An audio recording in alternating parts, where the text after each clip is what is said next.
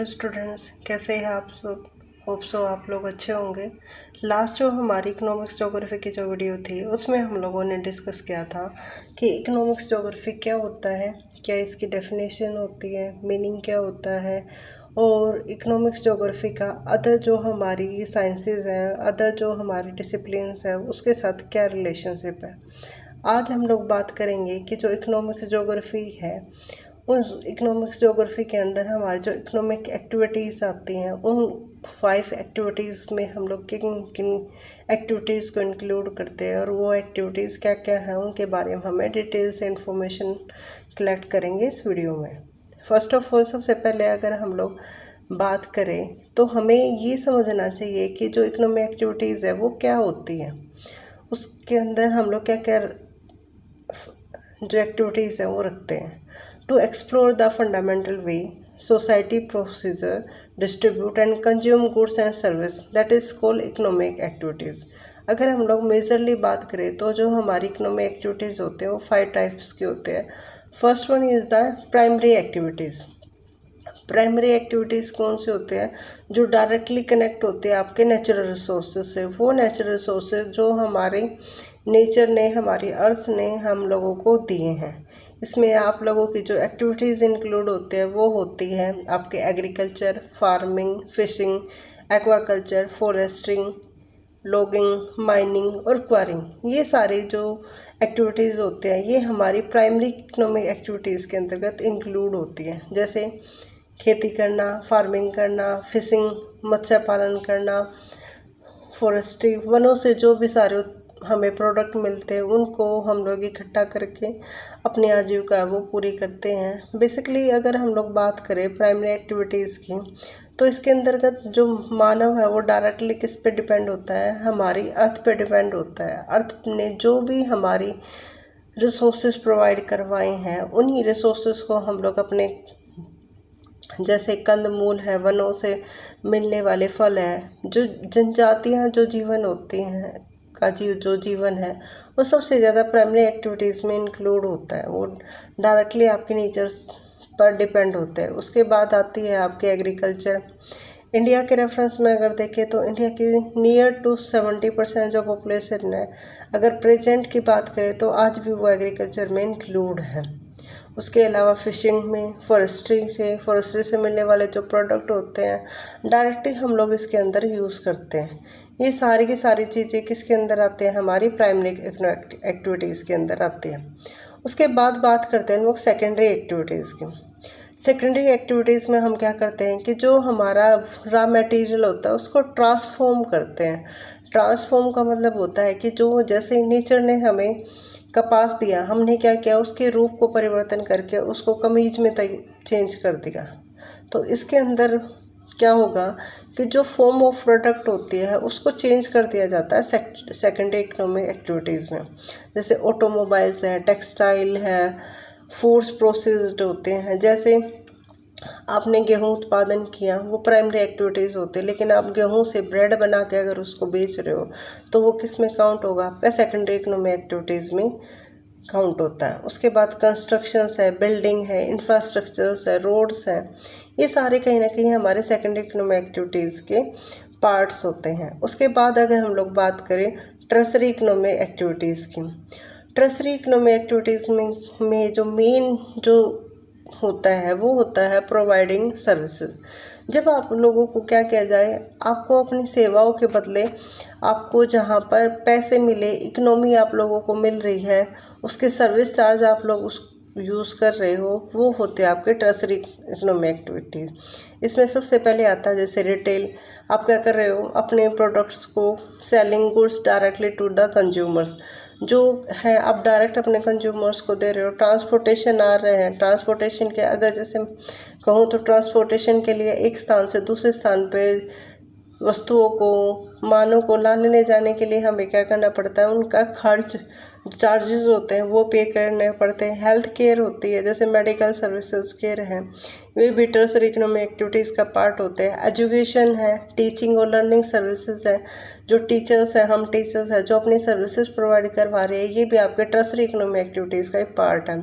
Finance, आपके banking की जो सर्विसेज आप लोग यूज़ करते हो, फाइनेंशियल जो सर्विसेज है वो भी हमारे टर्सरी इकोनॉमिक एक्टिविटीज़ का पार्ट होते हैं। हॉस्पिटैलिटी में जो आपको सेवाएं प्रदान की जाती है, जैसे होटल्स हैं, रेस्टोरेंट्स हैं, टूरिज़्म है, ये सारे के सारे जो सेक्टर्स होते हैं ये आप लोगों की टर्सरी इकोनॉमिक एक्टिविटीज़ का ही पार्ट होते हैं। अगर हम लोग अपनी रेफरेंस से देखें तो ये जो सर्विस सेक्टर है जो प्रेजेंटली सबसे ज़्यादा है, जो इकोनॉमी है वो में अपना रोल प्ले करता है, क्योंकि कहीं ना कहीं इनकम को रेज करने में ये बहुत ज़्यादा इम्पोर्टेंट रोल प्ले करता है। जितनी ज़्यादा आपकी कन्वेंशन होती है, जितने ज़्यादा आपका एक्सपीरियंस होता है, उसके रेफरेंस से आप लोगों की जो सर्विसेज चार्जेस है वो उतने ज़्यादा बढ़ जाते हैं। उसके बाद बात करते हैं क्वाटनरी एक्टिविटीज़ की। क्वाटनरी जो इकोनॉमिक एक्टिविटीज़ हैं, जो चतुर्थक क्रियाकलाप है, वो कहीं ना कहीं डायरेक्टली डिपेंड करती है नॉलेज पे और इन्फॉर्मेशंस में। जैसे नॉलेज में, इसमें ह्यूमन नॉलेज को इंक्लूड किया जाता है कि मानव का ज्ञान कितना है, कितना वो समझदार है, वो किस तरह का उसकी बुद्धिमत्ता का अध्ययन ध्यान किया जाता है। जैसे रिसर्च इंस्टीट्यूट्स होते हैं जहाँ पे रिसर्च की जाती है, आईटी कंसल्टिंग सर्विसेज होती हैं वो होती है, फाइनेंशियल जो प्लानिंग होती है वो, डाटा एनालाइज है, हायर एजुकेशंस है, ये सारे के सारे के जो आपकी क्वाटनरी इकोनॉमिक एक्टिविटीज़ होती है उसका पार्ट होते हैं।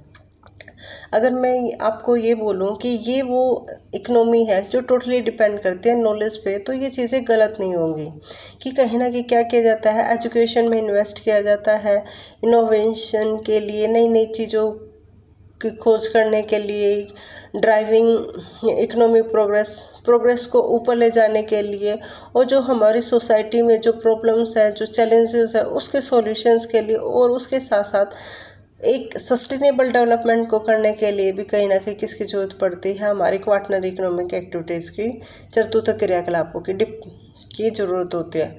लास्ट है हमारी क्वाटनरी एक्टिविटीज़ यानी पंचम क्रियाकलाप, जिसमें हमारा क्या होता है, हाई लेवल डिसीजन मेकिंग होता है। कॉर्पोरेट जो लीडर्स होते हैं, जैसे बड़ी बड़ी जो कंपनीज होती हैं, उनके सीईओ जो होते हैं, वो गवर्नमेंट ऑफिसर्स जो इसके अंदर आते हैं, जैसे जो पॉलिसी मेकर्स का काम करते हैं, जो सीनियर पॉलिसी मेकर्स है किसी देश के लिए, हमारी देश की रक्षा के लिए, देश में शांति बनाए रखने के लिए, या और जो नीतियाँ बनाई जाती हैं, प्लानिंग की जाती है किसी भी एरिया की डेवलपमेंट के लिए, किसी जगह की डेवलपमेंट के लिए, किसी देश की डेवलपमेंट के लिए, जो भी पॉलिसी मेकर्स होते हैं वो भी आपके सभी क्वाटनरी यानी पंचम क्रियाकलाप के अंतर्गत आते हैं।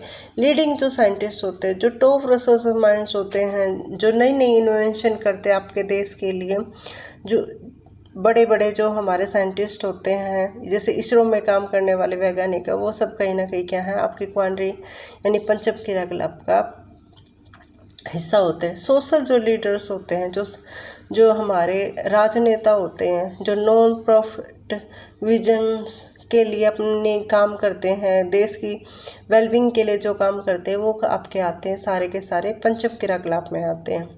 ये क्या करते हैं, देश की डेवलपमेंट के लिए अपने स्ट्रेटजीज प्लान करते हैं और उन पॉलिसीज़ को गाइड करते हैं कि कैसे किस तरीके कोई इंडस्ट्रीज़ है, कोई कंट्री है, वो डेवलपमेंट है वो कर सकते हैं। उसके बाद बात करते हैं कि जो हमारी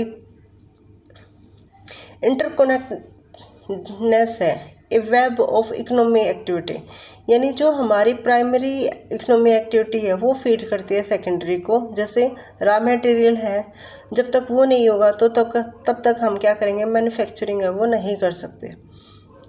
यानी सेकेंडरी जो इकोनॉमिक एक्टिविटीज़ है वो टोटली डिपेंड करती है प्राइमरी इकोनॉमिक एक्टिविटीज़ पे, और जो हमारी सेकेंडरी इकोनॉमिक एक्टिविटीज़ है वो सपोर्ट करती है टर्सरी को। टर्सरी से हमारी क्वाटनरी बनती है, और क्वाटनरी है वो क्या करता है, क्वाटनरी को इनोवेशन देता है, और क्वाटनरी जो है वो क्या करता है, डायरेक्शन प्रोवाइड करता है कि किस तरीके से और जो क्रियाकलाप हैं वो होंगे। अब बात करते हैं कि जो सस्टेनेबल इकोनॉमी है वो किस तरीके से होगी, उसके लिए क्या होनी चाहिए, नई नई इन्वेंशंस होने चाहिए, एथिकल रिसोर्स मैनेजमेंट होने चाहिए, जो भी हमारे रिसोर्सेज हैं उनकी प्रॉपरली मैनेजमेंट के साथ उन पर काम किया जाना चाहिए। हमारे रिसोर्सेज के साथ जो हमारे नेचुरल रिसोर्सेज है जो हम उनको यूज़ कर रहे हैं, उसके साथ साथ हमें सस्टेनेबल जो डेवलपमेंट है उसके इम्पोर्टेंस को नहीं भूलना चाहिए। हमें ये देखना चाहिए कि हम अपने रिसोर्सेज को इस तरीके से यूज़ करें ताकि वो फ्यूचर में भी हमारे पास रहें, और उनके अल्टरनेट पे हम लोगों को काम करना चाहिए, उनकी डेवलपमेंट पे काम करना चाहिए, ना कि हमें रिसोर्सेज को हरास करना चाहिए। इवन हमें अपने रिसोर्सेज को आने वाली जो भावी पीढ़ियाँ होती हैं उनके लिए बचा के रखना चाहिए।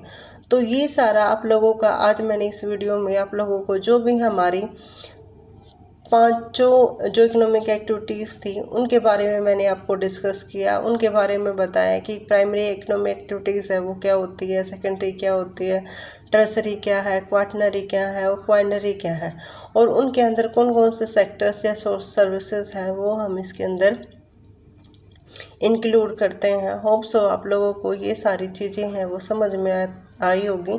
मिलते हैं हमारी नेक्स्ट वीडियो में। So thank you for watching.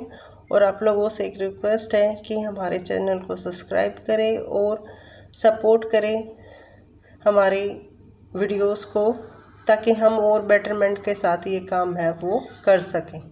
So thank you.